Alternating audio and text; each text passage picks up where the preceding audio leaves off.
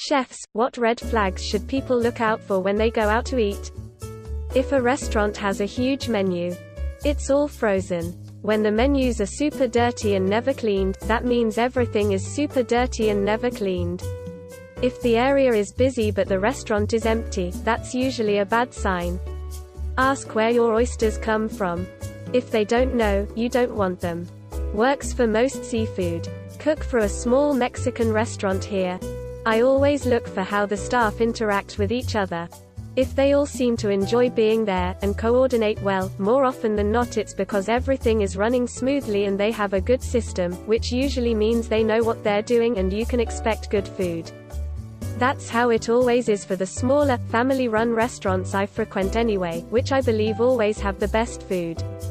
If a restaurant has a one-page menu, that's usually a pretty good sign. It means their line cooks have become specialists and can usually nail all the dishes listed. Conversely, if a restaurant has a giant, multi-page menu, that's a gigantic red flag. The longer the menu, the better the odds that you're paying to eat a boiled bag frozen meal. Pictures of food on the menu that clearly aren't from the restaurant. Pastry chef here. As much as people say avoid specials, I can't speak for everyone, but at least in desserts, breakfast pastries, if you see something new it's worth trying. Chances are it's something the chef has been working on for weeks on their own time. There's a lot of love and effort put into it. Also, the standby: if the menu is a book, it's probably not great. The biggest thing to keep an eye on though is the staff. If there's pissed off people, get out as fast as you can obviously. If everyone is kinda apathetic and not talking to each other much, get out. That's also a shitty environment. Everyone is probably really passive-aggressive, and that's going to show. If people seem genuinely good with being there even if it's busy or if there's playful ragging going on, that's where you want to be. The better the staff gets along, the better everything in the place runs. I have a family member who's worked in multiple different restaurants, and they always advise me never to get drinks with ice because too many places don't keep their ice machines clean because it's so often overlooked compared to other kitchen equipment. Not a chef, but I just took a chance on a restaurant today and the chefs were sitting, legs up, right next to the front door as I walked in. No one but staff and me there. So, according to how my stomach feels, probably that. We have a sushi place where the chef gives you free samples of future dishes. This usually means they take pride in their work and want to see people's reactions before committing it to the menu.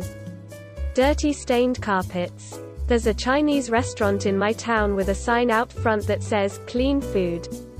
And fresh."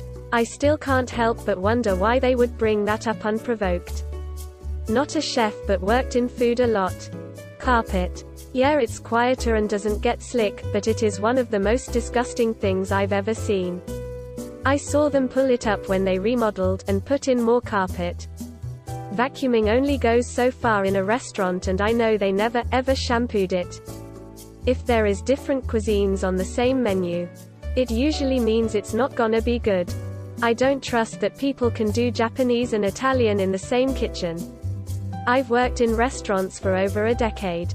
A couple years in the kitchen and the rest as FOH.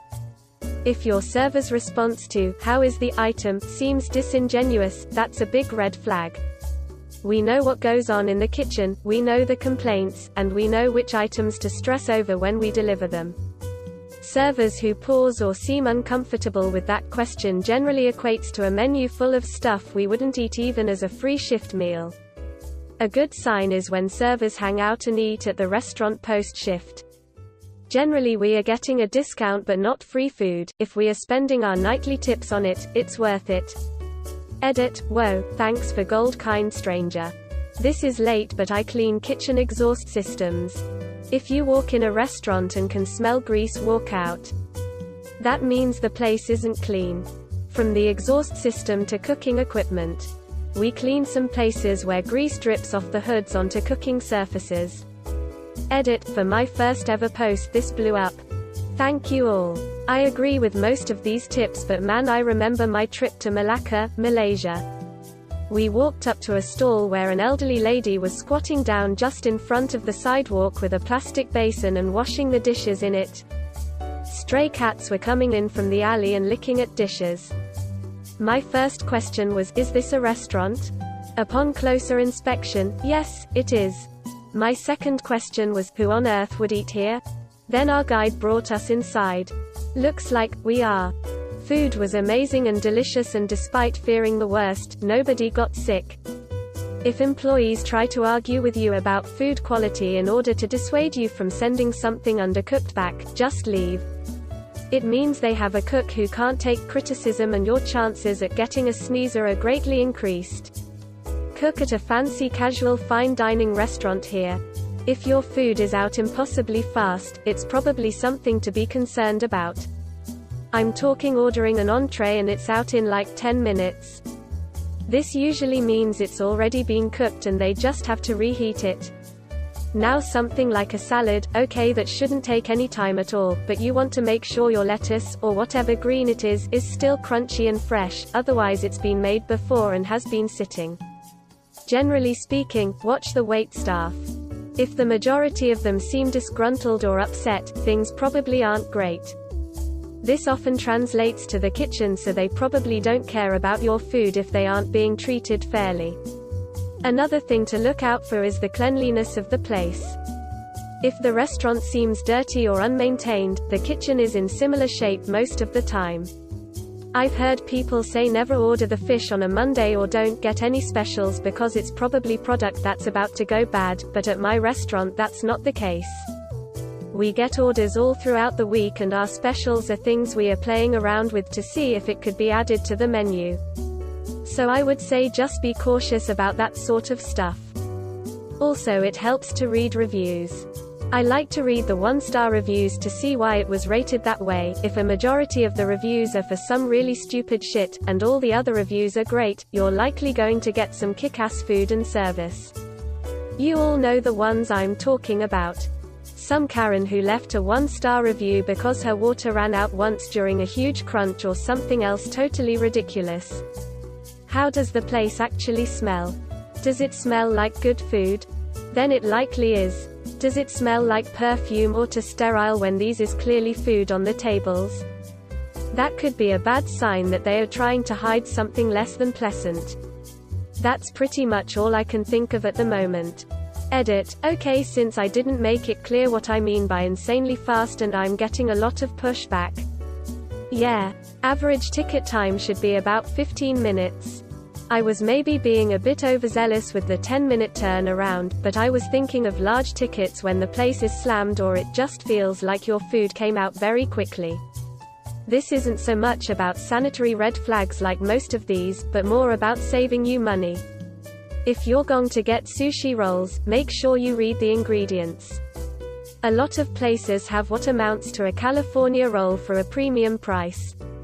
I've told this story before, but it is the best example of what I mean. I worked at a Japanese restaurant for a while and we had this thing called a volcano roll, and it cost $7.25. A California roll there cost $3.75. The volcano roll was a Cali roll cut into the shape of a triangle and topped with spicy mayo that has been heated up with about 10 cents worth of fish, literally just a few bits that was not worth it. You are much better off ordering a Cali roll and paying 50 cents extra for spicy mayo on the side and asking them to heat it up. I had one guy come in with a girl and he ordered a couple of regular rolls like spicy tuna and yellowtail, along with a volcano roll. When served in the restaurant, unless they ask us, we would put the sauce on top so it looked nice, like a volcano. When I brought that roll over, he was like, "Oh, I didn't know you guys put the sauce on, I've only gotten it for pickup and the sauce is always on the side. I don't really like it, could you bring me one without it?" I tried not to laugh and said sure. I went back and the sushi chef asked what was wrong. I told him that he didn't like the sauce and want one without it. He laughed and said alright, so he took a Cali roll, cut it up, and put it on the plate. I brought it back to the guy and he was super pumped. Basically, this guy paid $7.25 for a roll that would have cost him $3.75, and me and the sushi chef got to split a free volcano roll. Normally I would have just told him about it, but the dude was being so arrogant the entire time, I'm guessing to act like he was a sushi expert to impress the girl he was with. I've seen this at a couple of other places too, where they slightly dress up a California roll and jack up the price. You don't want to end up like that guy just because you didn't take a few seconds to go over the ingredients. Thanks for watching. What would be your response? Leave it in the comments and see what the others say. Please also like and subscribe if you enjoyed the video. Until next time, take care.